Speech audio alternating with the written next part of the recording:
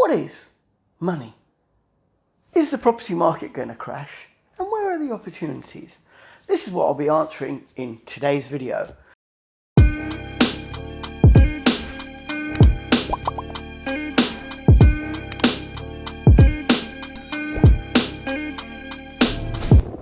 Hi everyone, welcome back to Infinity Wealth. Dr. Martin Patel here.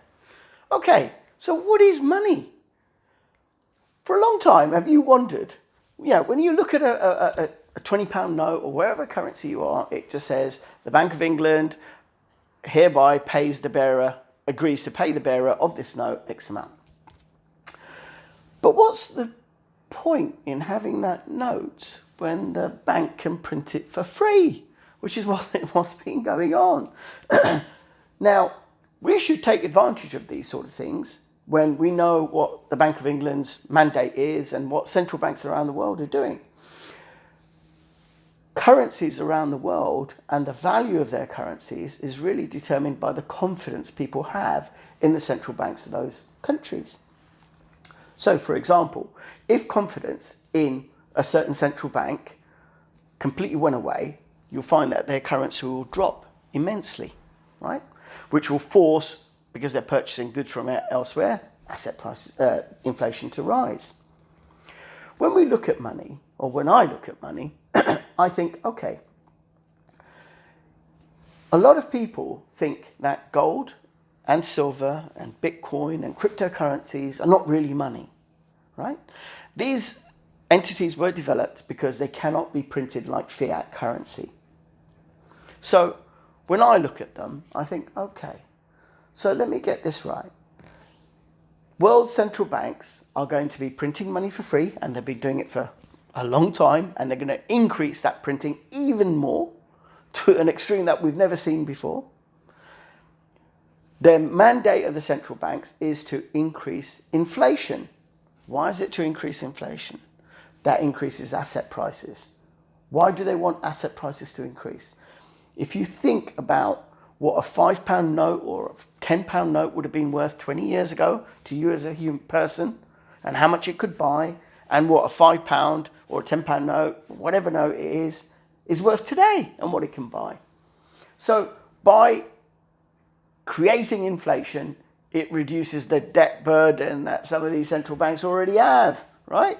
So they want to do this. They want to do this because the more debt that you have, the more that prices increase, the less that debt will look in comparison to everything else. So we as investors should think, okay, so what assets can I buy to front run these type of events? And this is what I'll be discussing. So let's look at gold and silver. Why did it come about? It came about in the past. Gold has always been currency, right? People swapped gold coins or silver coins in medieval days, as currency. It's always been around. For a long time, all our silver coins used to contain real silver in it until the price of silver went a little bit above, and they think it's not worth it now because the value of a silver coin now is worth far more than what that coin was worth before. So we've gone away from that. But in the past, we've always relied on things having intrinsic value. So it was always linked to either a central bank having so much reserves in gold in their central banks, which is why they had the money. But now, because of the fiat currency system, everyone can print money as they will, right? As they will. The central banks are buying back their own bonds to keep interest rates low.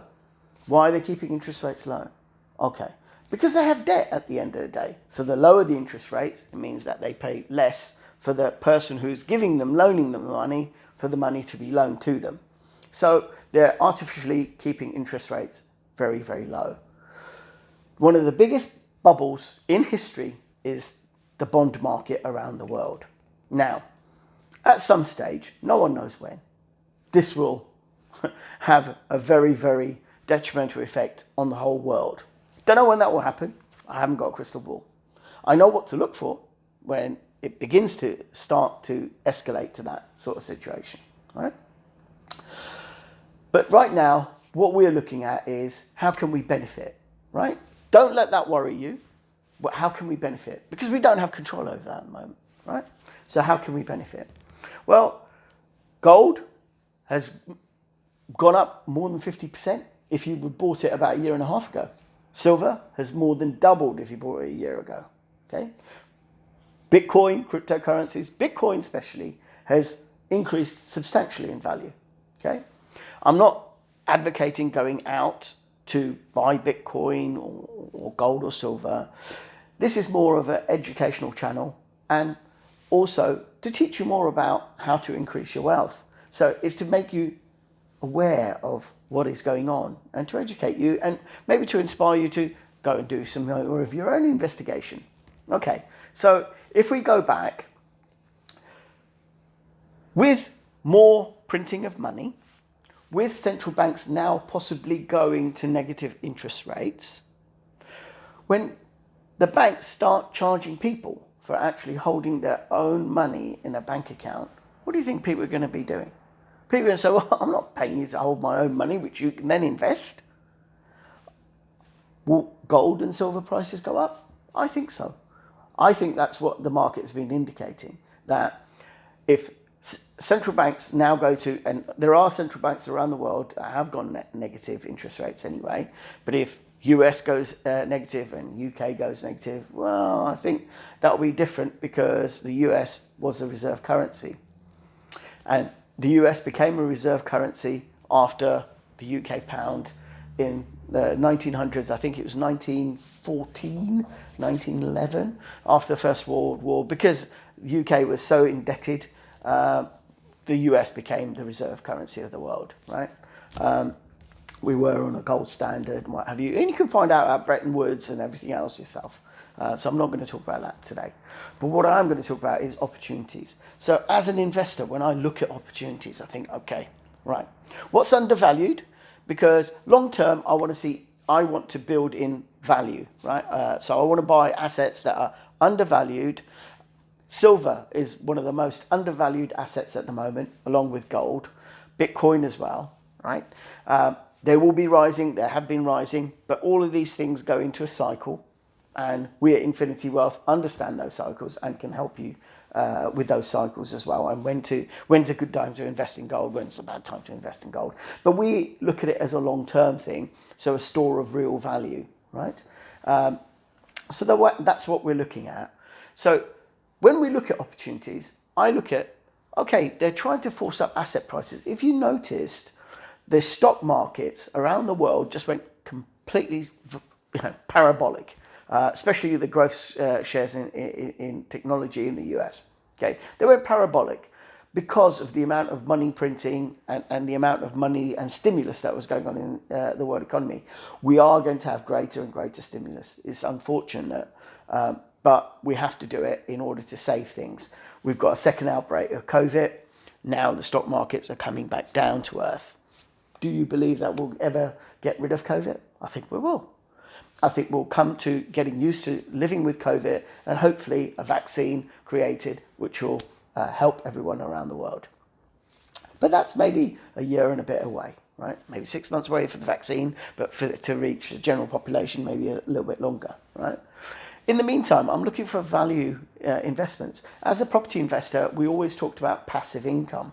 Now, there is no such thing as passive income in property, because you're always working on your property portfolio. There's always needs. For those people that have it completely passive and hands-off, they don't make as much money in it, but they may have far more money to play with in the beginning, okay? So property has never been truly passive. You've got to have some sort of input.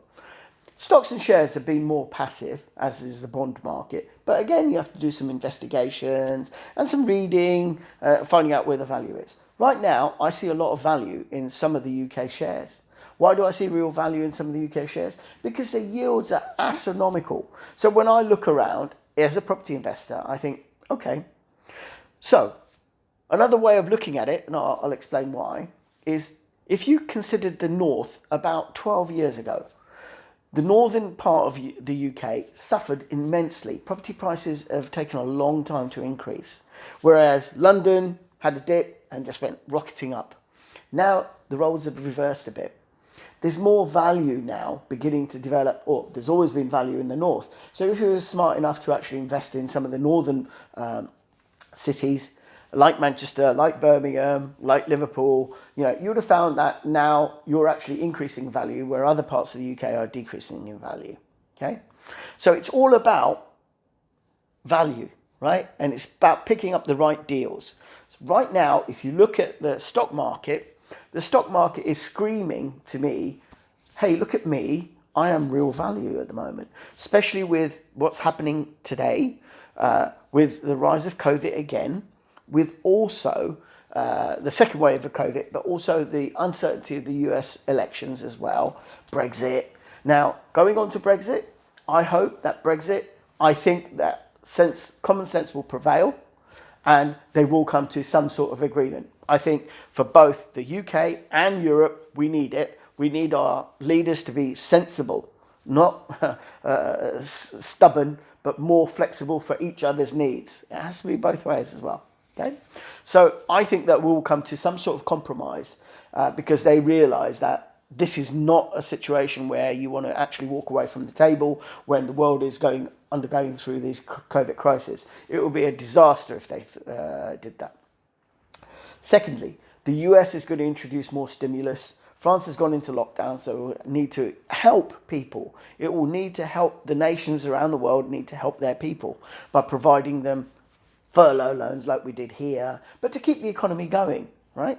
Which will increase the debt, which will, over the longer period, it's not a great thing, but we need to do something at the moment. Okay, so the US will have a stimulus plan. If you saw what happened to the US before when the stimulus plan came out, the stock skyrocketed. At this moment, the stock market is very, very volatile, but I look at value long term. So when I've been looking at value, I haven't been looking at US because it's risen so much. I've been looking at stock markets around the world going, well, actually, that's still pretty low. The UK has now gone to almost the same level as it bounced back from prior. If I look at certain stocks, they're producing a huge dividend yield. Can they afford to pay the dividend yields? I think so, right?